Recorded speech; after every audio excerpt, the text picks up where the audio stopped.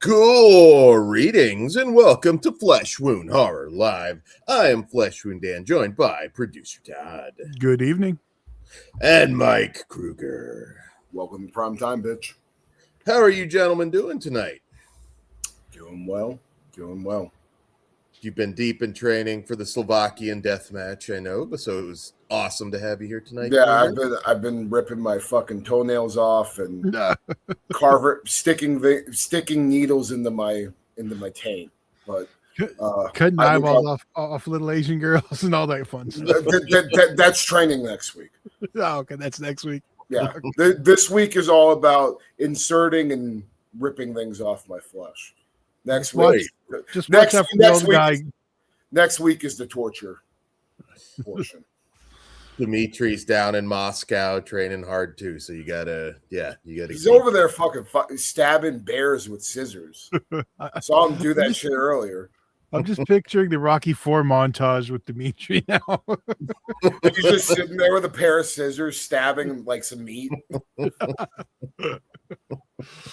But no, Dmitry Alexandrov. There we go. In a couple of fucking weeks. I'm very much looking forward to this match. My opinion, Dmitry is one of the best deathmatch wrestlers in the fucking world. So I'm ready to test myself and ready to put that belt on the line. And we'll see if the deathmatch Jesus can absolve me of all my sins and take my belt away. But in my opinion, he's going to get crucified. There you go. Sponsored by Passion of the Christ. Passion of the Christ is going to be me and Dimitri's rematch during Easter next year. There you go.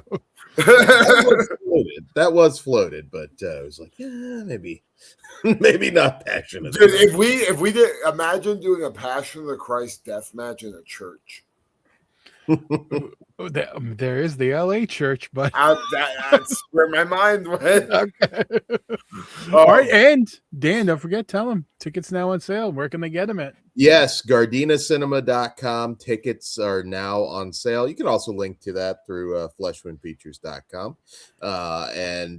You also get to check out after all the bloodshed. You get to check out Die Delta Pi on the big screen. Of course, Gardena Cinema, the largest single screen cinema in the area, and beautiful venue, saving the theater, and murdering each other. So there you go. And Dan, what can they watch on Patreon right after this show? Right after this show, we're going to be live, patreon.com/fleshwoundfeatures with our Hostile franchise show to early taping. Early taping, yes. So you'll get a sneak preview of all the depravity that you're going to see March 8th at the Gardena Cinema.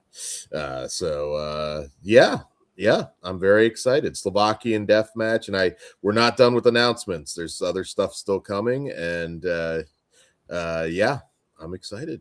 I'm very excited. Big things brewing. So obviously we were live last night. Did any other big news aside from aliens? Eric Dane dying. Eric Dane, yes, that was very. What do you mean aliens? What did I miss? They're gonna be another distraction. Motherfucker, I've heard that shit so many times over the years. No, they're gonna do it because he needs a new distraction. It's nothing new, but how about I want him to just walk out with one. It's gonna be a big nut drop, I think. Just like that. There's Zorg, my homeboy. He's the reason we have. No, you're right. They need a good distraction because homeboy's in some fucking deep goddamn water right now. How is it that the fucking other motherfucker got arrested and then this dude's just chilling? Mr. Redacted fucking Andrew. 1,000 times. That was like the worst photo anybody. Fuck this government. Fuck all government. But before we trigger that, we weren't triggered the fucking algorithm. Yeah, we're fucked already. But we should probably get into what we're reviewing tonight. Yeah. Yes. Yes. All right. So we'll kick things off with a little zombie action. And this is not a test from director, writer Adam director screenwriter. I'll get into that. Adam McDonald. And in This Is Not a Test, we follow Sloan and 4 other students who take shelter in their high school during a zombie outbreak.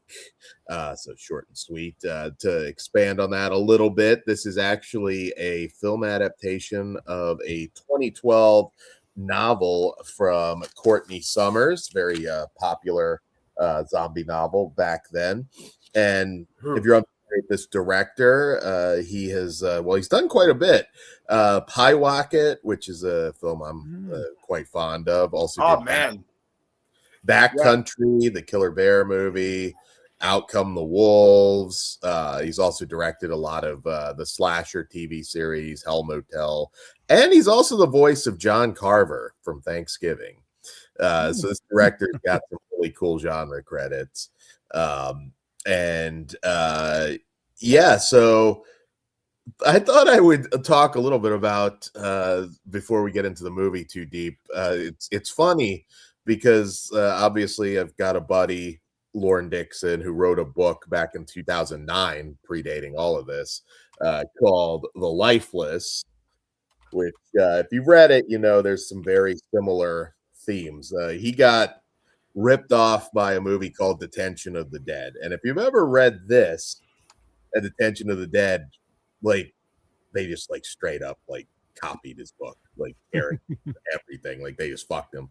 And so I thought that was interesting. 2012 book that I don't remember too much, but I do remember reading it because Zombie Mania was running wild at that time. So reading a lot of zombie lit. So a little bit, Lauren did it first. Wanted to give him a shout out, some credit here. Because this also similar Breakfast Club zombies territory. This is, a little bit more serious because we kick things off with Sloan, who is very depressed, has a abusive father. She's trying to end things, and then boom, zombie apocalypse and held up in the school. So first I want to say Olivia Holt from Hard Eyes and Totally Killer. Good scream queen. She gives a great performance here. Obviously you feel bad for her. Kind of an interesting situation to be at that point, and then boom, zombie apocalypse. I really liked the look of the film. I think they did a good job establishing this suburb and making it look quite creepy, considering pretty much all of this takes place during the day. But the stark kind of look that he managed to pull off, I thought that was nice. They shot this in Hamilton, Ontario, I believe, and it's set in 1998. So you get a couple little callbacks there with the Y2K stickers and little things that pop up. You've seen this a million times. Nothing new with the zombies. I mean, that's kind of a theme every time we talk about a zombie movie lately. So the real question is, are you engaged in the human drama? I was to a degree. I think Sloan is very well covered, like her journey and everything. I enjoyed. I liked all the other characters. The problem is, this is, an hour, 40 some minutes. I couldn't really tell you a whole lot about the other characters. They're likable, and that's, not always a guarantee with young characters in modern horror movies. Sometimes that's a big problem because they're not. I thought they were all, gave good performances, but it's kind of the Sloan show. And I felt like, this movie's long enough. I needed a little bit more from these characters, since this is really mostly about the human drama within this school. It's not a heavy on the blood and guts. What is there is solid. I think it manages some decent suspense, but it's kind of got a scatterbrained narrative. I'm not really sure what this movie was trying to say in particular. And yeah, it's kind of a mixed bag for me. I liked it. I probably would have liked this movie a lot more back then when I was just eating up anything and everything zombie. But this doesn't really do anything new, even though it's well made. I will say I love this director, though. He's done some fantastic work. Yeah. What up, King of Sanity? This is not a test, was a test of my patience. Okay. Yeah. Yeah, I'm a big fan of Backcountry, but I couldn't get to the theater to see this one. But maybe better off. Is this going to be like on Shudder or anything? Is it one of this those? was a Shudder title. Okay. Then. Okay. Yeah. Ben Grimm asked, "Are they fast zombies or slow?" They are fast. Uh! No, I kind of like that. That's more immediacy. It is. It doesn't like. I'm more of a slow, but they're all fresh zombies. They're not like from the ground zombies, so it didn't bother me. Like I guess it's just again fast zombies that aren't like 28 days later. I'm not big on. They're closer to. This is very Dawn of the Dead remake. That's the world it feels like. I think even I don't like that fucking movie. No, okay. I don't like that. I don't. Maybe my opinion will change. Again, I am very picky with my zombie movies. I love Sarah Polley, so that always helped with that one. Like the 28 Days Later movies, all of those I enjoy, like on different levels, but like they're all solid. But when it comes to like modern zombie shit, there's not a lot I like. I think Yummy was probably like the last like. Really Yummy is a banger. Yeah. But like this, I did really like this one. I think you're right. It is all about the one character, but we're given a little bit about the other ones. Yeah, it's not. But I mean, that's normal for zombie movies. You get a few of the characters, but some of them are just expendable. I mean, it's the way it is. But the fact that we have a group of likable kids, and I say kids, they're all older, but whatever. And I was except for the brother, but I mean that was by design. But I mean overall, I mean I thought it for the zombie systems I've seen, and you know what, and I think I know what it is. Because this isn't one of those fucking zombie movies that feels the need to turn it into fucking black and white, even though it's not. It looks like Dawn of the Dead. Like it has a nice colorful palette. It looks like something shot in 98. Not like now they drain all the color out and basically look, sepia tone. So I like that it felt period. It was likable kids. It was, Breakfast Club. It's because it was 98. There's still something to love. So I'd watch it. I'd definitely watch it again when it hits Shudder. I wasn't sure where you'd land. You kind of liked it a little bit more than I said, but I didn't think you were going to hate the kids in this one. No, I thought everybody felt real and likable, at least when they're supposed to be. I do like this director quite a bit. I mean, Backcountry's got one of the more realistic and terrifying bear attacks. Backcountry's my favorite bear movie. Like that movie made me like upset when I saw that bear, like because it just is so realistic and like that scene like legit still to this day like makes me really fucking upset watching it. But I love the movie just the way it has such an emotional effect on you. And I just randomly just impulse bought a Killer Bear movie at Walmart today, Savage Hunt. I don't know much about it, but there is a new one that just came out. But yeah, Backcountry I highly recommend. What else did you say you did? Piewok, it's fucked up, dude. I love Piewok. That's probably his best. That movie's fucked up.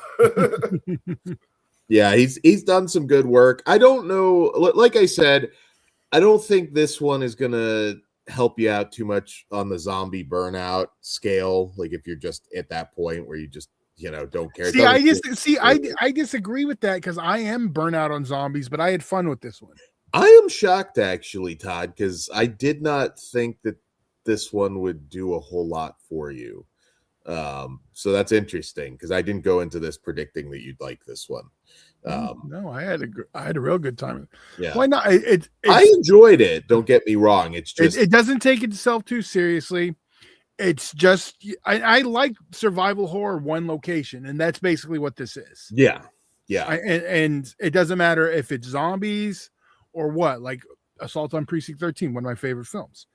One location, like all that siege. But yeah, I feel like some people are going to want more Terminal elaborate invasion. gore in this. I did appreciate though, like it throws us in right into the action pretty fast. I thought the scenes at the house with the dad and everything and all that chaos, I thought that was all quite effective.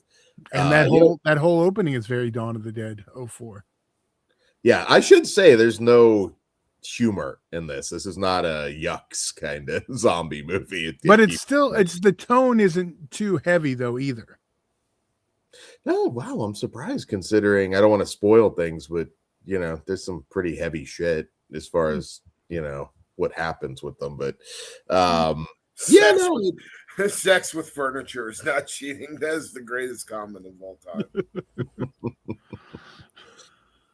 doesn't count. They were on a break. Yeah, no, I mean, I did enjoy it. It's not my favorite of his films. I feel like it might be worth reading the book, and you might get like a little bit more out of this. Because yeah, I did feel like just a little bit was missing with the other characters. I mean, I wasn't lost in what was happening. I was just like, give me a little more from this guy. Like, what was his family life like? What was, you know, we had enough time in this school to explore that a little bit. I don't ask for all that. Like, I don't need all that. I don't need everyone's history to. Dan wants to know everything about. I know this, which is so weird considering he comes from the generation of horror that told us nothing, and here's the situation and deal with it. That's not true. You get a look. I'm not talking about like some super elaborate backstory, but like you seem to be. I thought they gave enough. I knew who these characters were from watching. Maybe you're fighting a drug addiction. Maybe you're, you know, now you're just giving them shit shoulder. to do. I don't know, something. But as it stands, it's a solid zombie movie. I did enjoy it. It's still better than average. I give it 3 stars. See, I like this one a lot more. I guess I'm a 4 on this one. Oh, they're saying Dan doesn't take his hat off because he's hiding the alien antennas, which makes sense. You never know. Just prove us wrong, Dan. I've seen it. Femalian for that man. Coming. So Dan's a femalian. Okay, got it. We should you can do whatever you want, Dan. We need an alien smut. Okay, Dan, I don't want to hear it today. Let's just move on. Alien smut. We need to do an alien smut show. All right, so let's kick things. No, we're not kicking it off. We're continuing, Dan. Come on.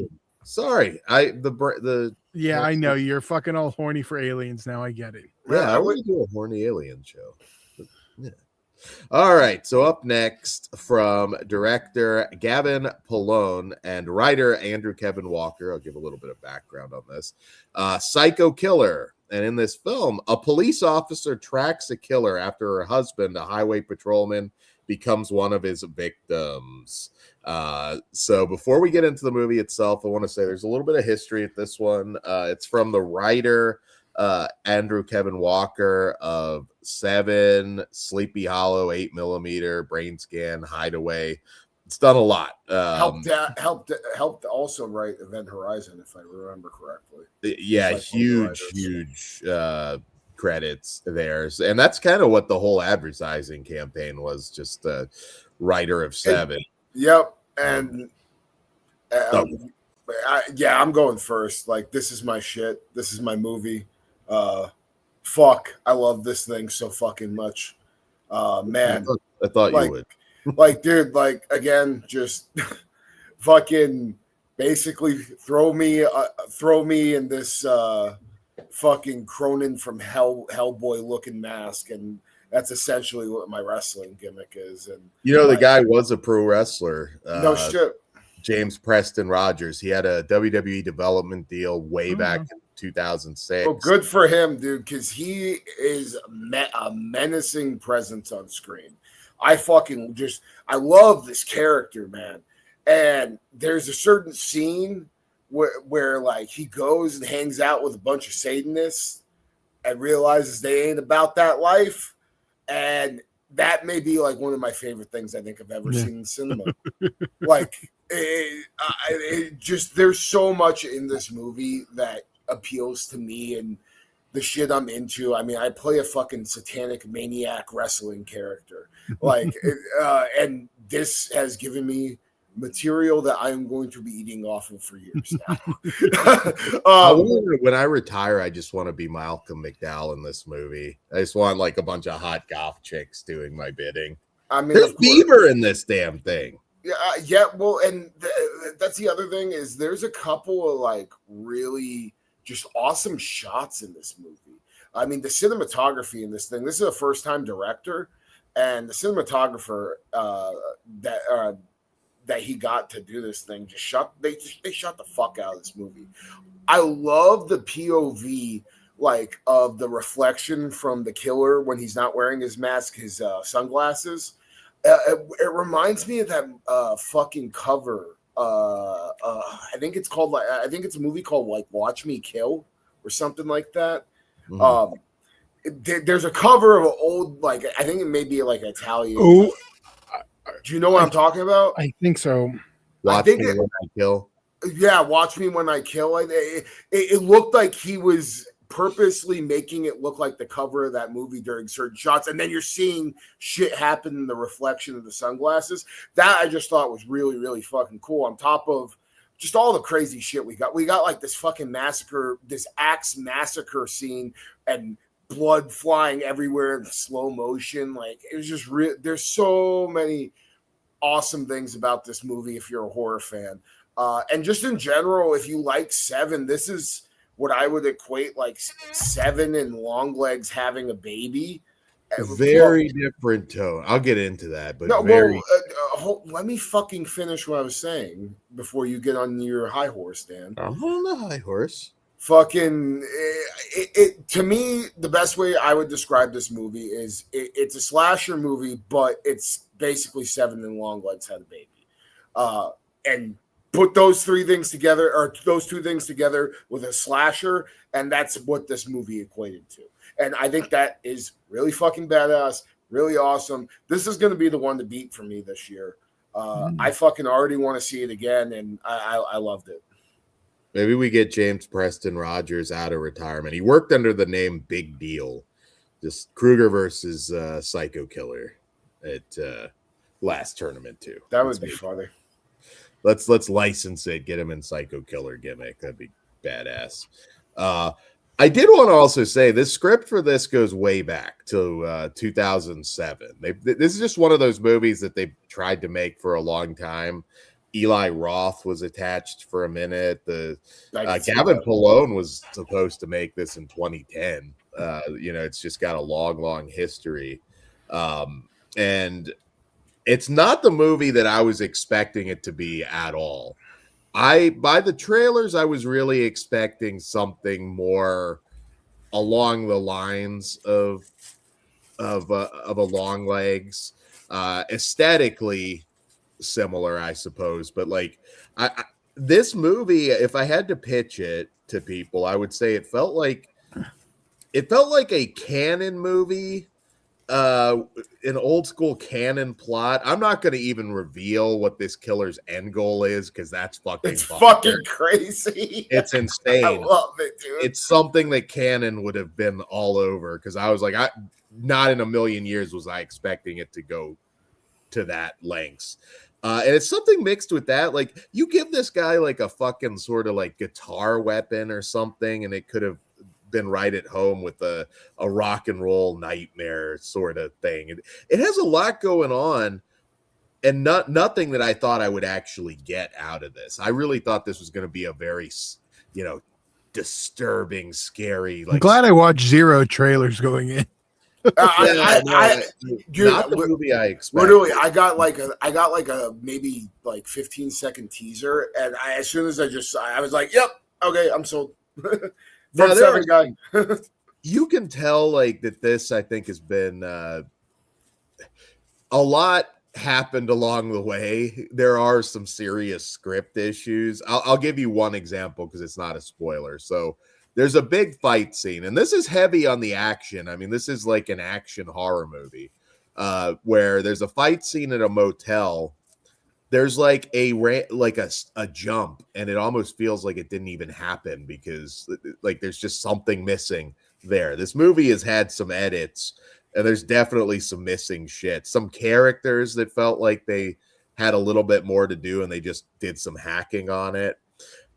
Despite all of my complaints, this movie's entertaining as fuck. Like, it just is. It feels like a crazy canon movie that just, it's over the top, it's wild. I think a lot of people, I know Jake in the chat, will hate this because I think they're expecting like some like deeply scary horror masterpiece, and I get that, but for the mess that it is, this is a lot of fun. I had a lot of fun watching this movie. The priest scene, I thought that was like badass. I don't think it's so sick. The semi truck was pretty ridiculous, scratch for them, but like that's kind of why I liked it though. Like, because it was like, all right, you're expecting more of a serious tone, and then it just gets absolutely batshit. But the killer's absolutely batshit, so it fucking kind of fits. Yeah, no, it's wacky. It's not. I was watching it thinking like, we don't see a lot of horror exactly like this anymore. It feels like a cocaine movie from the 80s. It really does. Like this, like, okay, we're gonna just Malcolm movie. The Malcolm McDowell character is just, he's like a sort of Anton LaVey meets Alex Jones kind of thing. And he's just some old pervert that likes to bang goth chicks and like spout off a bunch of like bullshit. My favorite thing was him going to that huge speech, and then he's just like, "Is there any more like General Tso's chicken?" Yeah, and then you just see our killer is just so angry. He's just like, "Oh, these motherfuckers." Yeah, it's just like a what the fuck am I watching? Again, I think Ben's posting Dan's rules in the chat. There's beaver, there's full nudity. Like, it's just, I like the character Logan Miller, the actor who plays, I think is Marvin, I think was his name. Yeah, from he's just Escape Room.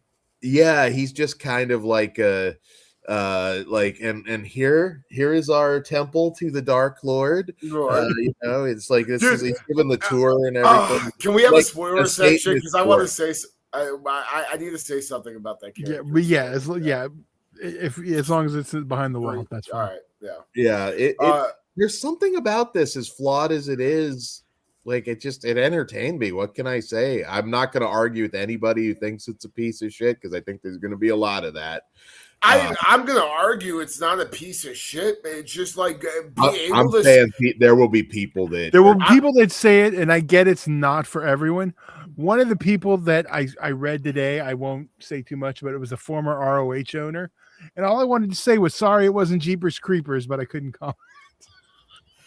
Damn. If you know, you know. Damn.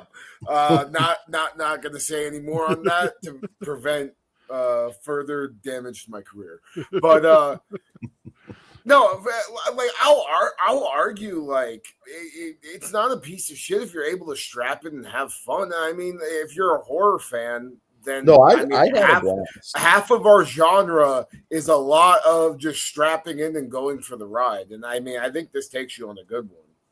Yeah, I get what Jake is saying. Like, it's not the movie. Like, going into this, I thought like, okay, this could be one of the genuinely like scary, terrifying movies of the year. It's not that. It's fun in a very different way. So that's why I'm glad I went in with no expectations at all. So I just had a blast as soon as the movie started to when it was done.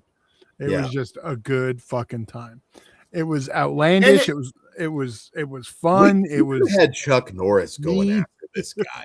Well, then why ruin it? Then I get that automatically knocks 3 stars off my rating. But one thing I want to say too is we got like a new actual memorable horror character. Like, I mean, we've been eating pretty good recently. We have Hard Eyes. We got fucking Art the Clown. You know, we're getting some more but this motherfucker, he's he's not going to leave my mind anytime soon. I'm hoping that like we get more of him in one way or the other. Like I think it was a very memorable performance, memorable character, and I love the shit out of it. The only thing that threw me off though is that mask looks exactly like Cronin from fucking Hellboy. I just want like a prequel. I want to hang out with Malcolm McDowell for a little bit. Chinese night and like black mask goth gangbangs. That's just like that. That's yeah. You would definitely have been on the island. Let's rate this. Yeah. All right. Well, Kruger, what do you rate it? Man, it may not stay a 5 forever, but like rating off first viewing of my enjoyment and how much fun I had, I'm a 5 out of 5. Okay. Todd. For the exact same reasons, I am also a 5 out of 5. Like just my enjoyment alone. And I'm not one who needs everything to fucking line up and be perfect. It was a good fucking time. You would agree with me though. It did feel like there was some shit edited out, like that. The transition, especially from that fight at the motel, which I'd expand on that. Dude, he pounced that motherfucker through that window, though, dude. I fucking popped. Yeah. I went, we cut like it kind of just never happened. It's very, it's weird. I didn't, it's kind of a jarring cut, but it's just moving on. I don't know. Again, I don't care. Like this flawed, but I did have fun. It's like a canon movie. Just and what this killer's motivation is towards the end, I was just like, this is fucking bonkers.